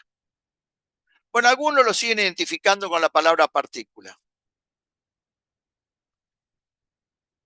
Pero esto no quiere decir que si lo siguen identificando como partícula es porque solamente privilegian ese comportamiento. Es una manera de identificación. ¿Qué es el electrón? Una partícula. Y no asocian esa palabra, repito, al comportamiento, que a la luz de estos nuevos experimentos es más complicado que el que ustedes conocían del electrón a través de los experimentos y cosas que estudiaban, por ejemplo, en física 3. Otros creen que lo mejor es identificar al electrón con algo que indique que en función de su energía cinética puede tener este doble comportamiento y que lo que mejor lo podría identificar serían palabras como ondícula, que no es otra cosa que tomar parte de la palabra onda y partícula, partonda, lo mismo. Otra fue la de identificarlo como un cuantón. ¿Qué es el electrón? Un cuantón. Es un objeto que tiene un doble comportamiento y todo lo que venimos comentando. Nosotros, en cambio, preferimos usar esta identificación. ¿Qué es el electrón? Un objeto cuántico, o si quieren, una partícula cuántica. Y con esto estamos dando cuenta de que el electrón puede tener esta característica tan interesante de ser onda-partícula en cuanto a su comportamiento, no en cuanto a su forma ni tamaño. Y entonces se va a presentar un problema muy interesante que nosotros los vamos a resolver en forma sofisticada, entre comillas, dentro de un par de clases, pero esto es como un aperitivo. Tanto las ondas mecánicas en una cuerda como las ondas de luz, tienen una función matemática que las representa. Seguramente la forma de escribir una onda mecánica en una cuerda, ustedes lo vieron. No sé cuánto han visto de cómo describir una onda de luz en términos de la llamada función de onda. Lo cierto es que esas funciones son solución de lo que se llama la ecuación diferencial de la onda. La ecuación de D'Alembert es la que me da lugar a la solución, por ejemplo, en el problema de una onda armónica propagándose en una cuerda. Y la solución de las ecuaciones de Maxwell conduce a una forma de cómo escribir, por ejemplo, una onda armónica plana luminosa. No importa si eso lo saben hacer o no, pero son funciones del tipo, por ejemplo, en el caso de la evolución de una onda armónica de una cuerda, funciones del tipo A por el seno de K por X más menos omega T más un cierto phi. A eso me estoy refiriendo. Ahora, si el electrón tiene un doble comportamiento, debería poder haber una función matemática que pudiera describir este doble comportamiento. Debería. ¿La va a terminar habiendo? Sí. Pero ¿cuál es la dificultad que en principio uno observa que puede tener esto? Como el electrón se comporta como partícula en determinado contexto, tiene que tener la función que utilice algo asociado a la localización. Es decir, es como que me tendría que decir en un instante t determinado dónde puedo llegar a encontrar a ese objeto llamado electrón. Porque si tiene comportamiento de partícula, tiene un cierto grado de localización. Si no, no sería partícula. Modelo de partícula, efectos localizados. Ahora, yo tengo que localizar algo que no tiene ni forma, ni tamaño, ni dimensión. Eso ya es complicado. Por otra parte, si quiero describirlo asociándole una función de onda tipo armónica, como las que ustedes estudiaron para caracterizar los fenómenos en una cuerda, el sonido o las ondas de luz, tengo que tener en cuenta que una onda armónica no está localizada en el espacio, está distribuida y a los efectos prácticos sería algo que no tiene ni principio ni fin. Es como se dice burdamente, es infinitamente larga. Esa es la imagen de algo que está distribuido y que lo represento con una onda armónica. Ahora, ¿cómo puedo conciliar las dos cosas? Que sería como contestar esta pregunta. ¿Se puede con ondas armónicas construir un objeto matemático o como acá se dice, una entidad? Algo que tenga un cierto grado de localización y que como está hecho a partir de ondas armónicas, esté metido en esa descripción el modelo de onda. Es como decir, puedo construir con ondas armónicas, modelo de onda, algo que en algún momento tenga un cierto grado de localización, modelo de partícula. Con ondas armónicas sueltas, la respuesta es no. Pero con superposición de ondas, sí. Y eso ustedes lo tienen hecho en el libro, en el ítem 46, donde muestra cómo se puede armar lo que se llama un paquete de ondas. ¿En qué consiste un paquete de ondas? En tomar, el libro lo hace con dos ondas armónicas y sumarlas. ¿Y qué características tienen que tener estas dos ondas armónicas que se sumen?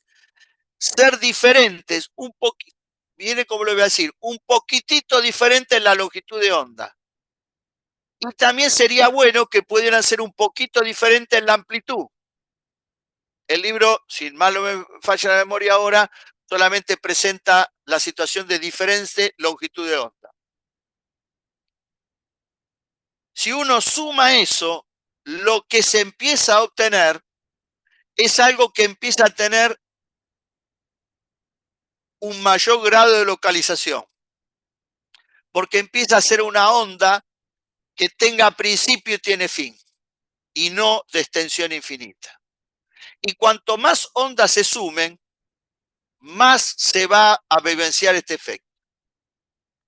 Y esas ondas que voy a sumar tienen que ser diferentes en longitud de onda, muy poquitito, y diferentes en la amplitud, también si fuera posible, muy poquitito. Y así se va construyendo lo que se llama un paquete de onda, que es con lo que voy a poder conseguir, a partir de ondas armónicas, tener un cierto grado de localización y con eso poder determinar dónde se encuentra la partícula. Partícula, posición, localización. Pero conseguido con funciones de onda armónica. No sueltas, sino sumadas. Todo esto está metido dentro de una gran teoría que nosotros no vamos a estudiar, solamente la describimos en una base completamente elemental como esta, que es la llamada teoría de Fourier, que muestra cómo a partir de sumar un número infinito de ondas armónicas que difieran un poquito en la amplitud y un poquito en la amplitud y la longitud de onda, se logran construir paquetes que puedan tener un mayor o peor, dependiendo del número de ondas que hago y cómo lo armo, grado de localización. Y eso es lo que uno va a tener que usar para describir el comportamiento de un objeto como un electrón. Va a encontrar que hay dos velocidades, tres en realidad velocidades que va a tener que manejar. Una, la velocidad de la partícula, la que se va a poder demostrar, y esos son problemas de la guía que van a tener que hacer, que coincide con la llamada velocidad de grupo del paquete. Otra velocidad que acá no está indicada, pero yo la nombré, que es la velocidad de fase, que sería como analizar la velocidad con la cual se mueve cada una de las ondas que tengo que sumar, y eso es lo que va a relacionar el lambda de de Broglie con el f de Broglie, la velocidad de fase. Y entonces el paquete de onda va a ser lo que voy a usar para describir la partícula cuántica o el objeto cuántico.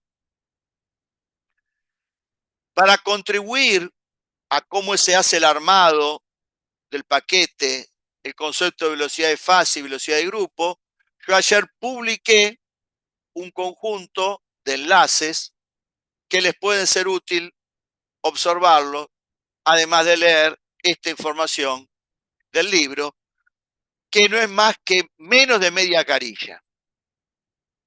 Repito, no es más de media, en realidad es menos de media carilla. O digamos media carilla sin problema. Bueno,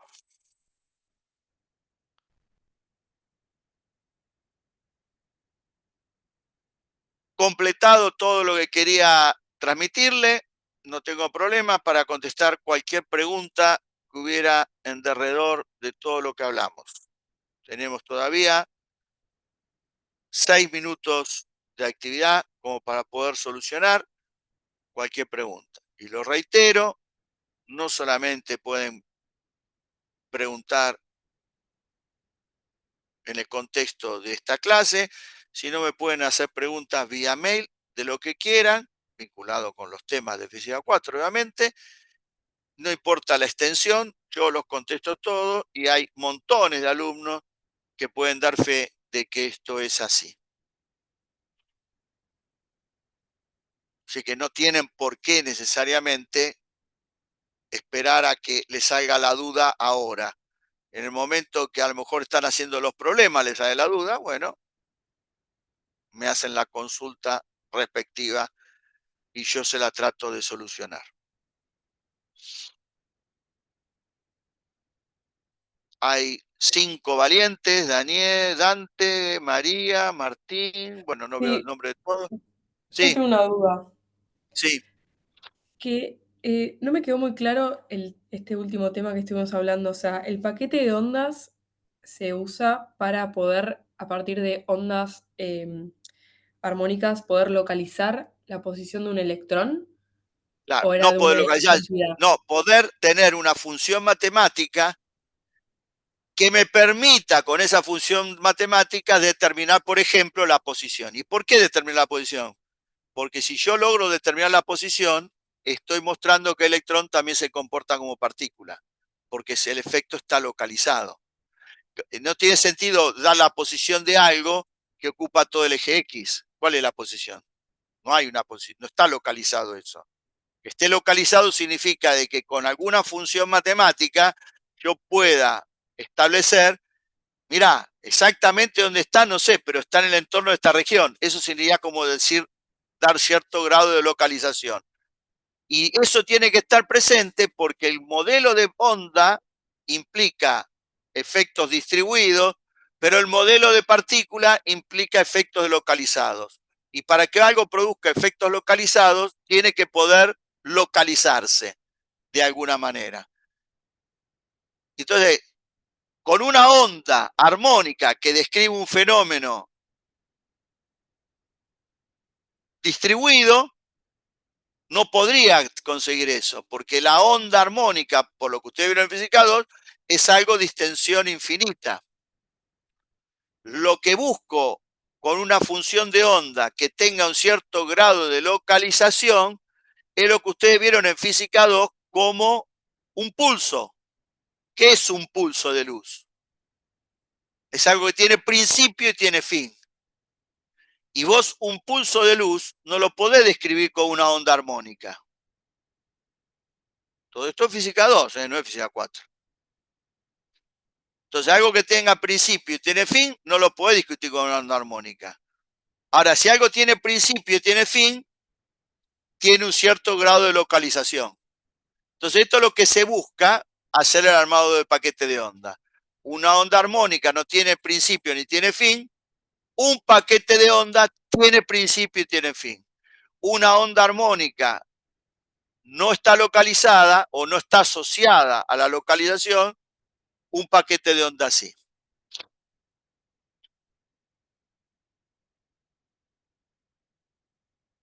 No sé si con esto Sí, perfecto. Gracias. alguna cosa más.